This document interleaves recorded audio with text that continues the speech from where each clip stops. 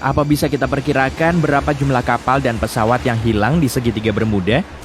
Apa lenyapnya alat transportasi itu karena kesalahan manusia atau fenomena cuaca? Yuk kita cari tahu. Ada kisah menggelitik tentang SS Cotopaxi. Kapal ini lenyap tahun 1925 dalam pelayaran dari Charleston, South Carolina ke Havana. Kapal ini nggak pernah sampai di tujuan. Bertahun-tahun kemudian, di tahun 1980-an, sebuah bangkai kapal ditemukan 65 km di lepas pantai Augustine, Florida. Karena para spesialis nggak bisa menentukan secara pasti kapal apa itu dan dari mana asalnya, mereka menjulukinya bangkai kapal beruang. Butuh kerja bertahun-tahun lagi yang terutama dilakukan oleh ahli biologi kelautan untuk mengenali bahwa ini memang bangkai SS Cotopaxi yang hilang. Ini dikonfirmasi bulan Januari 2020. Bagaimana kapal itu muncul lagi begitu saja, dan bagaimana ia sampai di sana, sebab bangkai kapal misterius ini bahkan enggak di segitiga Bermuda. Yuk kita lihat siapa penemu istilah segitiga Bermuda ini. Apa kamu benar-benar bisa nunjukin segitiga ini di peta? Enggak, ini juga bukan lokasi yang diakui secara resmi. Segitiga Bermuda enggak muncul di peta dunia manapun. Tak seorang pun yang sepakat tentang batas pastinya.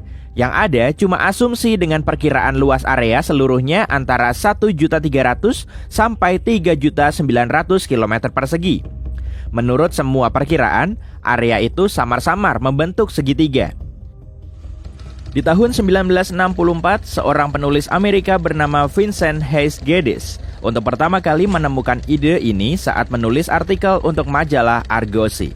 Dia memakai nama segitiga Bermuda untuk menggambarkan area berbentuk segitiga yang telah menghancurkan ratusan kapal dan pesawat tanpa jejak. Sulit sekali memperoleh jumlah kapal dan pesawat yang hilang, sebab beberapa kapal dan pesawat hilang tanpa jejak. Bangkainya enggak ditemukan di wilayah itu, tapi kisah-kisah yang tercatat bisa membantu kita. Legenda tentang segitiga Bermuda kembali ke abad ke-15, seperti kisah penjelajah Italia Christopher Columbus. Saat berlayar di perairan Atlantik, dia melewati lokasi ini di akhir tahun 1400-an. Di tempat yang sekarang kita kenal sebagai segitiga Bermuda, dia lihat nyala api sangat besar yang kelihatannya baru saja jatuh ke laut. Lalu, dia lihat kilatan sinar aneh di kejauhan di lokasi yang sama persis. Kayak banyak pelaut lain, sejak saat itu kompasnya jadi tak berfungsi. Penerbangan 19, sebuah pesawat angkatan laut dalam jadwal rutinnya di tahun 1945 juga memulai legenda segitiga Bermuda. Pesawat ini dipimpin Letnan Charles Taylor dan tercatat dia tersesat di segitiga itu tanpa alasan. Karena saat itu para pilot belum punya GPS, mereka harus mempercayai kompas dan mencatat bagaimana mereka telah terbang ke arah tertentu dengan kecepatan itu. Enggak lama setelah tugasnya selesai, kedua kompas di atas pesawat itu menjadi rusak. Berbagai catatan yang ditemukan setelah lenyapnya pesawat itu juga mengindikasikan Taylor enggak punya arloji di hari itu. Laporan pertama menyatakan bahwa penyebab kejadian nahas ini adalah kesalahan pilot. Tapi karena orang nggak puas dengan hasil ini, maka diubah menjadi penyebab atau alasan tak diketahui setelah beberapa ulasan. Seorang pilot yang selamat bernama Bruce Gernon bilang dia melewati kabut elektronik saat berada di atas segitiga itu, membuat perjalanannya menembus waktu. Di tahun 1970, saat insiden ini terjadi, dia sedang menerbangkan pesawatnya saat pesawat itu dikelilingi dua awan raksasa yang membentuk pusaran dan spiral. Kayak banyak orang sebelumnya, alat-alat navigasinya tak berfungsi. Saat akhirnya dia berhasil keluar dari sana, dia temukan penerbangannya cuma makan waktu 35 menit. Harusnya seluruh penerbangannya butuh waktu 75 menit. Karena dia nggak punya alasan masuk akal lain untuk hal yang dialaminya, dia percaya dia telah didorong menembus waktu. Bukan cuma awan aneh yang kelihatan di atas segitiga Bermuda. Di tahun 2014, seorang pilot teringat hampir menabrak objek terbang yang tak bisa dikenalnya sebagai apapun. Sebagian pertemuan aneh ini bahkan direkam loh.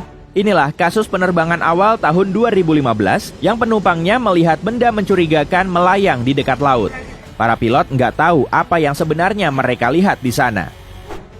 Oke, nggak semua penjelasan mungkin seaneh ini. Para ahli oseanografi misalnya juga telah mencoba menjelaskan kenapa kapal-kapal lenyap di sekitar sini.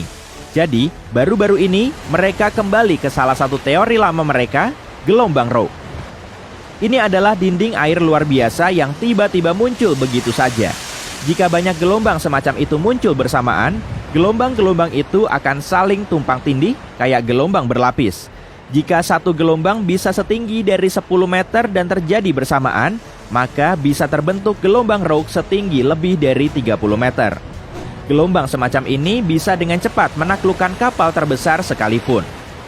Para meteorolog juga menemukan penjelasan mereka sendiri, awan heksagonal. Jenis awan luar biasa ini bisa menimbulkan angin dengan kecepatan sampai 273 km per jam. Dan awan ini juga sangat signifikan, sebagian membentang dari 32 sampai 88 km. Dalam kondisi seperti ini, gelombang di dalam angin raksasa ini bisa sampai setinggi 14 meter. Kekuatan magnet bumi sendiri mungkin ada kaitannya dengan hal ini. Di segitiga Bermuda, kompas mengarah ke utara sebenarnya, yaitu kutub utara geografis, bukan utara magnetik. Kutub utara magnetik yang bergeser. Sebagian orang telah menjelaskan bahwa karena keduanya sangat tumpang tindih di segitiga Bermuda, ini bisa menyebabkan fenomena magnetik yang bisa membuat alat-alat navigasi nggak berfungsi. Ini dinamakan garis agonik. Masalahnya, para ilmuwan telah menemukan garis ini bergeser tiap tahun. Suatu saat, garis ini bisa melewati segitiga Bermuda, tapi sekarang garis ini melewati Teluk Meksiko.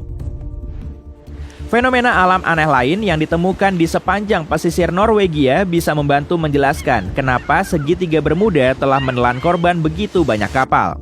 Ada beberapa kawah di sana yang lebarnya mencapai 800 km dan dalamnya 48 meter.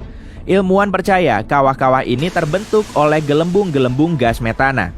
Tampaknya gas ini merembes dari deposit yang tersembunyi jauh di dasar laut.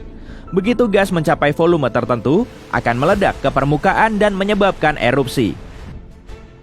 Jadi, apa para pilot dan kapten kapal benar-benar menghindari area ini hari ini? Apa ini bisa menjelaskan kenapa sekarang ini lebih sedikit kapal yang tersesat di sana? Tapi kalau pernah terbang dari Miami ke San Juan, Puerto Rico, kamu akan tahu kalau hal itu nggak benar. Mengenai kapal, jika orang menghindari segitiga Bermuda, hampir semua liburan ke kawasan Karibia akan rusak.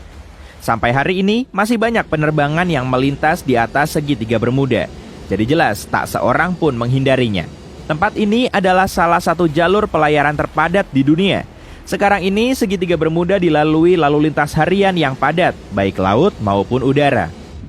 Tapi, segitiga Bermuda memang rawan badai tropis dan hurikan yang sangat sering terjadi. Mari kita ingat bahwa arus teluk, arus laut kuat yang menyebabkan perubahan tajam dalam cuaca lokal melewati segitiga Bermuda.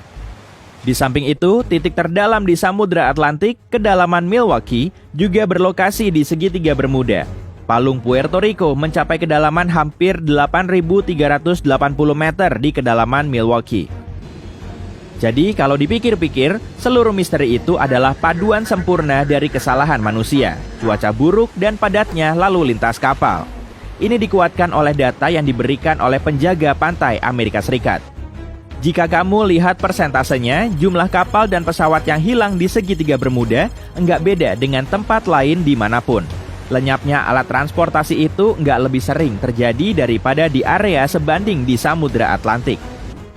Statistik resmi bilang sekitar 50 kapal dan 20 pesawat telah hilang ketika bergerak melalui area ini. Itu alasan lain kenapa jumlah totalnya begitu sulit disebutkan. Tak seorang pun bisa menggambarkan tim penyelamatnya dalam catatan resmi jika sebuah kapal dilaporkan hilang. Ada juga beberapa kejadian yang ternyata nggak benar-benar terjadi sehingga menambah laporan palsu itu.